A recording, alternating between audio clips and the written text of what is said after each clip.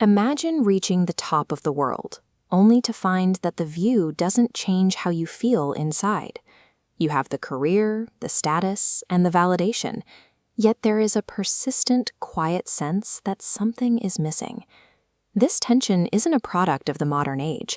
It was the lived reality of Bharthari, a historical king who occupied the highest possible tier of ancient society. He didn't just have power, he had uncontested authority. His life was defined by the deep luxury of the palace and a level of fame that stretched across borders. He lived the life that most people spent their entire existence dreaming of. But behind the palace walls, the king was struggling. He could command a kingdom, yet he found himself unable to govern his own attention or quiet his own anxieties. This is the sovereign's paradox. We often assume that gaining control over our surroundings will finally bring us peace. But for Bharthari, total external control only highlighted how little control he had over his internal state. He discovered that material success doesn't act as a shield.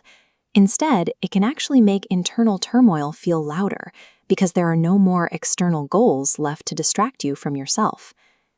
The stability of Bharthari's world shattered when he was betrayed by someone within his most trusted circle.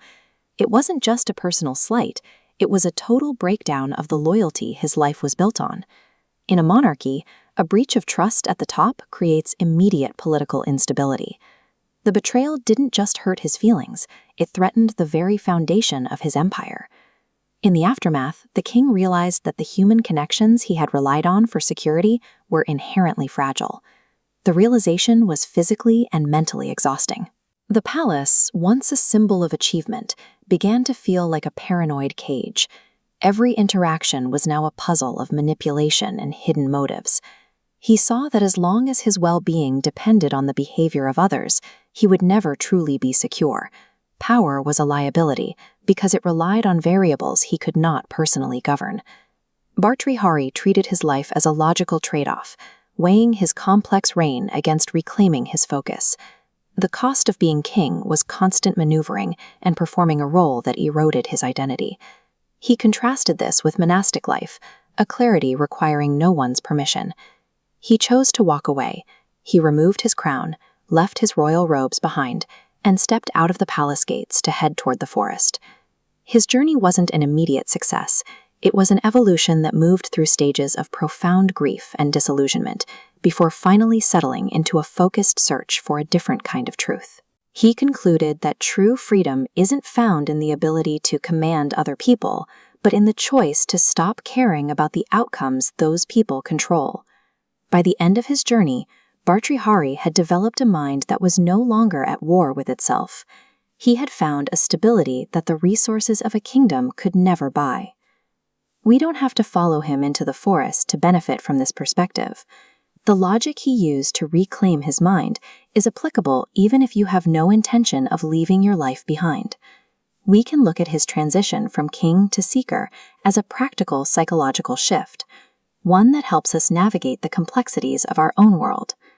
You can live in the modern palace of career and social life while maintaining the internal distance of a monk. It is about building an internal sanctuary that the outside world cannot touch. First is intentional detachment. Distance yourself from titles, so status changes cannot destroy you. Second is the simplification of desires. Strip away unnecessary needs to instantly regain mental energy. Third is internal anchoring. Base your value on self-mastery, firmly anchored within your own character. These three shifts act as a direct response to the anxiety and burnout of modern life. They provide a way to exist in a competitive world without being consumed by it. Regardless of your external status, the quality of your life is determined by your internal environment. Read the works of Bharthari. His story is a reminder that ruling your world means very little if you cannot rule your own mind.